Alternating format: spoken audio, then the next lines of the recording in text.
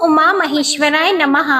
मैं हूँ वामिका और आप सभी को मंगला गौरी व्रत की हार्दिक शुभकामनाएं। आज सावन के महीने का 7वां मंगला गौरी व्रत है। मंगला गौरी का व्रत सुहागिन महिलाएं और कुंवारी कन्याएं दोनों ही कर सकती हैं। सुहागिन महिलाएं यदि इस व्रत को करती हैं तो उन्हें अखंड सौभाग्य का आशीर्वाद प्राप्त होता है, पति की आयु लंबी होती है, वैवाहिक जीवन में प्रेम बढ़ता है और संतान सुख की प्राप्ति होती है। तो आइए आज आपको सुनाते हैं मंगला गौरी व्रत की कथा।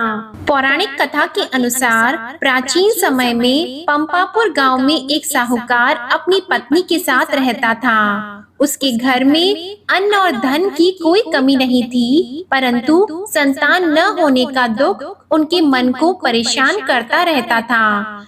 एक दिन साहूकार के घर पर एक साधु आया और उस साहूकार ने अपनी पत्नी के साथ उन साधु का खूब आदर सत्कार किया और अपनी व्यथा सुनाई। तब साधु ने उन्हें सावन मास के मंगलवार को माता पार्वती की पूजा करने और व्रत रखने को कहा। साधु महाराज के कहे अनुसार श्रावण महीने के पहले मंगलवार से साहूकारनी ने मां पार्वती की पूजा की और व्रत करना भी आरंभ कर दिया।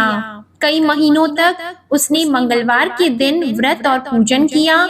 उसके भक्ति भाव से मां पार्वती बहुत प्रसन्न हुई और एक दिन साहूकार को सपना आया कि जिस आम के वृक्ष के नीचे गणेश जी बैठे हों, उस आम के वृक्ष का फल तोड़कर अपनी पत्नी को खिला देना, तुम्हें अवश्य ही पुत्र रत्न की प्राप्ति होगी। सुबह के समय आँख खुलने के साथ ही साहूकार आम के वृक्ष को ढूंढने के लिए निकल पड़ा। एक दिन उसे आम का वृक्ष दिखाई दिया, तब फल तोड़ने के लिए उसने पेड़ पर पत्थर मारे। ऐसा करने से उसे आम का फल तो मिल गया, परंतु जब वह फल तोड़ने के लिए पत्थर मार रहा था तो उसका पत्थर गणेश भगवान को लग गया, जिससे उन्हें चोट आ गई। तब गणेश जी बहुत गुस्सा हो गए और उन्होंने उसे श्राप देते हुए कहा, ये स्वार्थी मनुष्य, तूने अपने स्वार्थ के कारण मुझे चोट पहुंचाई है, तुझे भी एक ऐसी ही चोट लगेगी। माँ पार्वती के आशीर्वाद से तुझे पुत्र रत्न की प्राप्ति होगी, परंतु वह सांप के काटने से 21 वर्ष की आयु में मृत्यु को प्राप्त हो जाएगा। गणेश जी की ऐसी वाणी सुनकर साहूकार घबरा गया। उसने घर जाकर आम का फल अपनी पत्नी को खिला दिया, परंतु गणेश भगवान के श्राप वाली बात उसे नहीं बताई। 9 महीने के बाद उसके यहाँ एक सुंदर बालक का जन्म हुआ। उसका नाम मुन्नू रखा गया।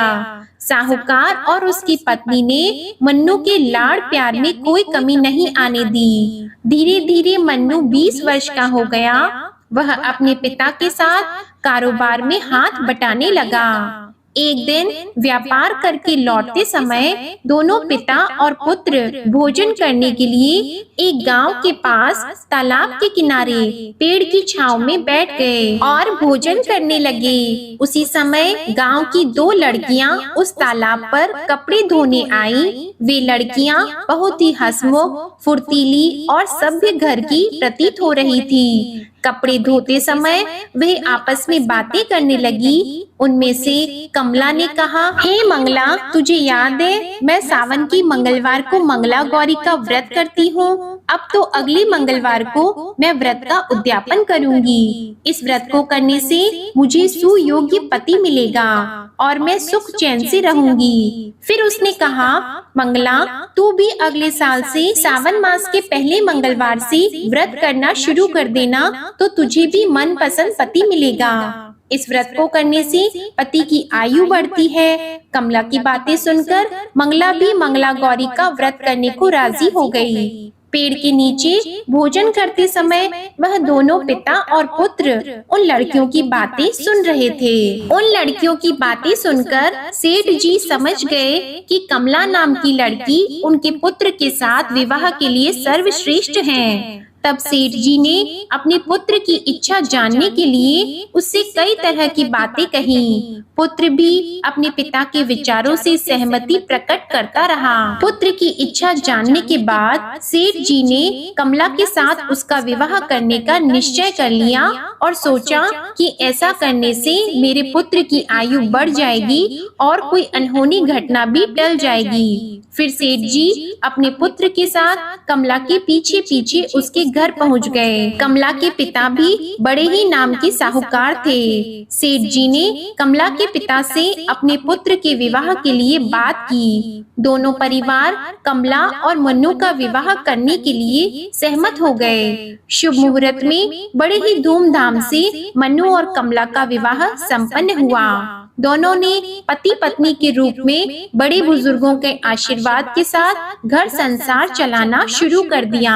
ससुराल में आकर भी कमला ने मंगला गौरी का व्रत नियम के अनुसार चालू रखा, जिससे माता पार्वती ने एक दिन कमला को सपने में दर्शन देकर कहा कि मैं तेरे व्रत से प्रसन्न हूँ, लेकिन तेरे पति की आयु बहुत कम है। अगले महीने मंगलवार के दिन एक सांप तेरे पति को डसने के लिए आएगा, लेकिन तुम घबराना मत। तुम सांप के लिए एक प्याले में मीठा दूध रखना और उसके पास एक खाली मटकी रख देना। सांप दूध पीकर अपने आप मटकी में चला जाएगा। तब तुम जल्दी से उस मटकी का मुंह कपड़े से बांध देना और उसे जंगल में छोड़ देना। ऐसा करने से तेरे पति के प्राण बच जाएंगे। अगले महीने का जब मंगलवार आया तो कमला ने किसी को कुछ भी बताए बिना माँ पार्वती के कहे अनुसार सारा कार्य कर दिया। माँ पार्वती की कृपा से कमला के पति के प्राण बच गए। इस प्रकार मंगला गौरी के पावन व्रत के प्रभाव से मनु दोष मुक्त हो गया।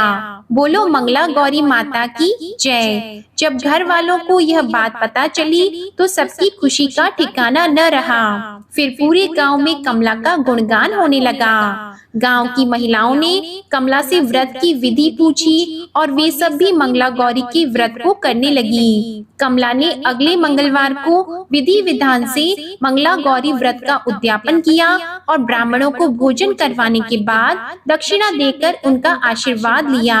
इस प्रकार मंगला गौरी व्रत की कथा पूर्ण होती है। अब आप जाने कि मंगला गौरी व्रत की विधि। मंगला गौरी व्रत शुरू करने के लिए सावन के पहले मंगलवार के दिन सूर्योदय से पूर्व उठकर स्नान आदि से निवृत्त होकर स्वच्छ वस्त्र धारण करें। फिर एक चौकी पर लाल रंग का कपड़ा बिछाकर माँ गौरी की तस्वीर या मूर्ति रखें। उसके बाद मंगला गौरी व्रत का संकल्प लें और आटे से बनी हुई दिए को जलाकर षोडश उपचार से माँ गौरी का विधिवत पूजन करें। इस दिन एक ही बार अन्न ग्रहण करना चाहिए और पूरा दिन माँ पार्वती की पूजा करें। पूजा में माँ पार्वती को 16 श्रृंगार का सामान अवश्य अर्पित करें और पूजा करने के बाद माता पार्वती की आरती उतारें। इस प्रकार मंगला गौरी व्रत की कथा और पूजा विधि पूर्ण होती है। जो भी भक्त सच्चे मन से मंगला गौरी का व्रत रखता है और इस कथा को पढ़ता है अथवा सुनता है, उनकी सभी मनोकामनाएं माँ गौरी पूर्ण करती हैं